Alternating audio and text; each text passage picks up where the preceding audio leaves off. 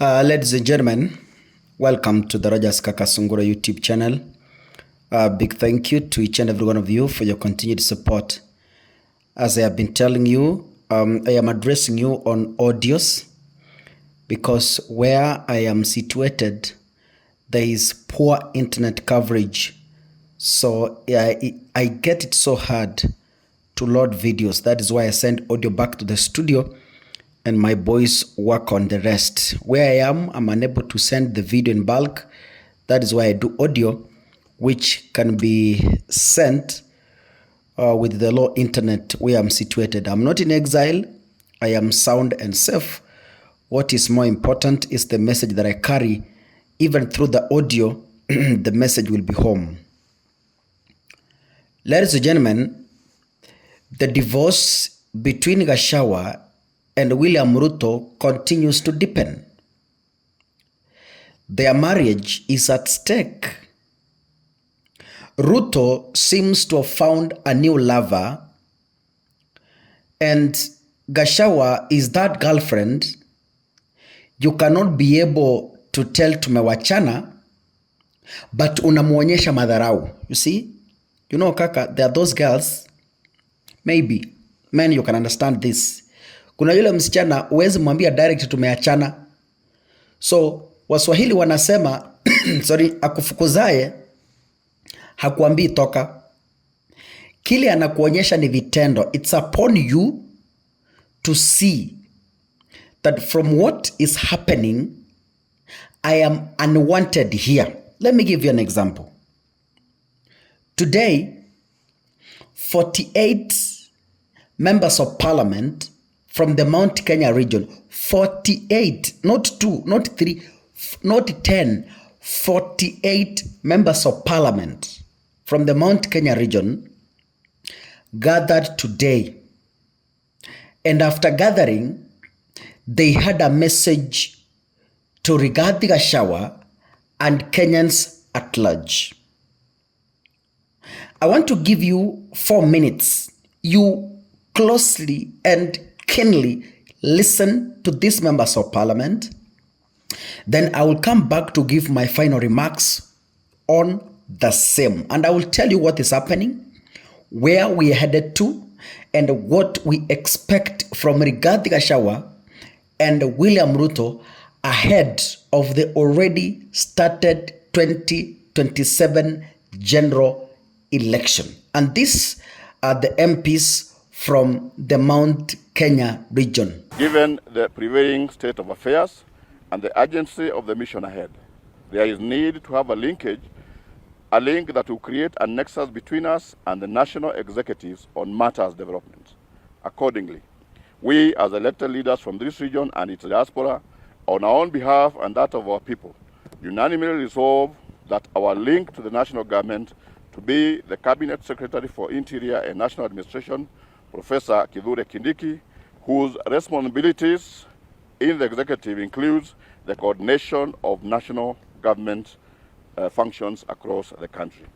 With the country's economy assuming a positive trajectory, we expect the next 3 years to be the period when this administration will help our constituents and the rest of the country to revitalize the economy and improve the economic well-being of Kenyans.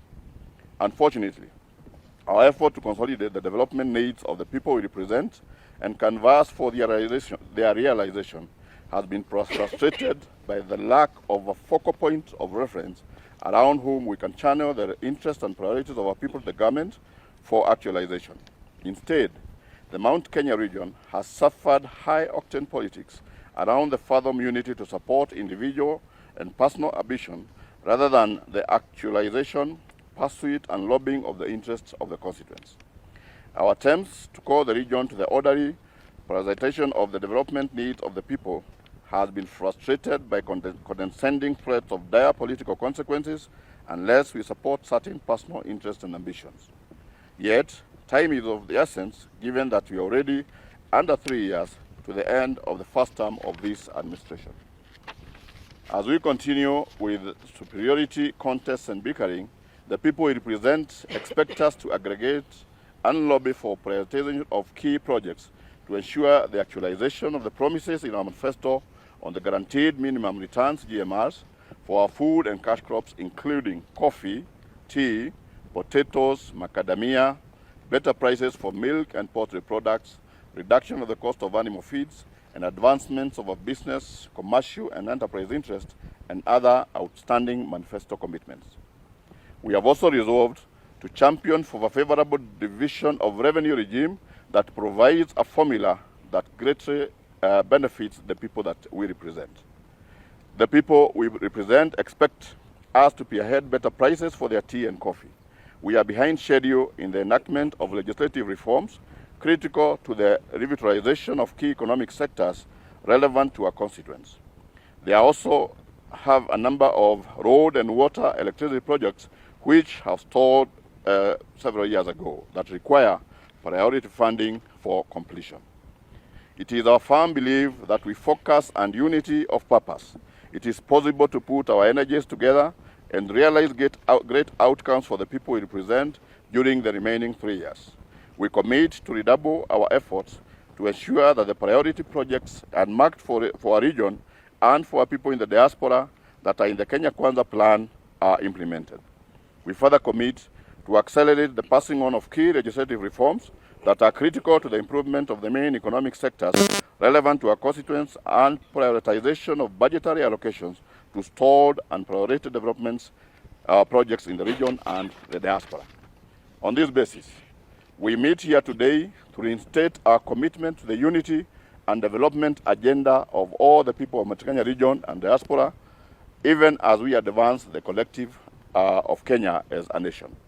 Accordingly, we are convinced beyond doubt that the unity of this region must be pursued in the context of the unity of the nation as a whole. We are one indivisible people of Kenya and must always put our country first. Kenya Kwanza. Given the prevailing state of affairs and the urgency of the mission ahead, there is need to have a link that will create a nexus between us and the national executives on matters development. Accordingly, we as elected leaders from this region and its diaspora, on our own behalf and that of our people, unanimously resolve that our link to the national government to be the Cabinet Secretary for Interior and National Administration, Professor Kindiki, whose responsibilities in the executive includes the coordination of national government functions across the country. Ladies and gentlemen, it is crystal clear that Rigathi is unwanted in the mountain. The 48 members of parliament have clearly said from today going forward, our link between us and the president is going to be Kithure Kindiki. Remember, the position Rigathi is holding was officially and credibly meant for Kithure Kindiki. Could it be that Kithure Kindiki's position is looking for him? You remember the Kenya Kwanza government having a whole night in Karen trying to find a running mate between Rigathi Gachagua and Kithure Kindiki. You remember that day? Finally, Kithure Kindiki was told, ni sawa. Kithure Kindiki akasema, okay, let me shelf my ambitions. So Rigiji akapewa that position as the deputy president. But the reality is, anyone in UDA, anyone in Kenya Kwanza can tell you this. It's known that Rigathi was not meant to become the running mate for William Ruto. He was not. He forced himself.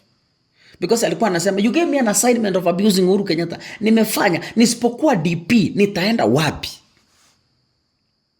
So Ruto akamwambia, okay, ni sawa. There you have it. So, it's like Rigathi's political journey in the mountain is losing hope. Remember, Gachagua wants to be a kingpin in the Mount Kenya region. But this declaration changes tune. So, the members of parliament have said, okay, you know, sisi tutaongelelewa na Kindiki and not Rigiji from today. Sisi tukitaka kitu kutoka kwa rais, we go through Kindiki. So they are saying in short, as the people from the mountain, members of parliament, our second most powerful person in the Kenya Kwanza government, kwetu sisi, ni Kithure Kindiki and not Rigathi. So the members of parliament have already endorsed Kindiki as a deputy to William Ruto, because wanasema from today, if we want to reach the president, we go through Kindiki and not Rigathi Gachagua. So Kindiki has been endorsed as the deputy president, ladies and gentlemen, and that is it. So kile Gachagua alipanda, nilimwambia atavuna. Kwa hii dunia hakuna kitu kinaenda chini bila malipo. Vile Gachagua alimdharau Uhuru Kenyatta, atavuna hiyo. Vile Gachagua alimdharau Raila Odinga, atavuna hiyo. Yale matusi alikuwa na tusi Raila na Uhuru, atavuna hiyo hiyo. Ile madharau alionyesha Uhuru na Raila, hiyo madharau lazima ataivuna before atoke serikalini, na imeanza. God bless you, ladies and gentlemen. See you in the next video. Asanteni sana.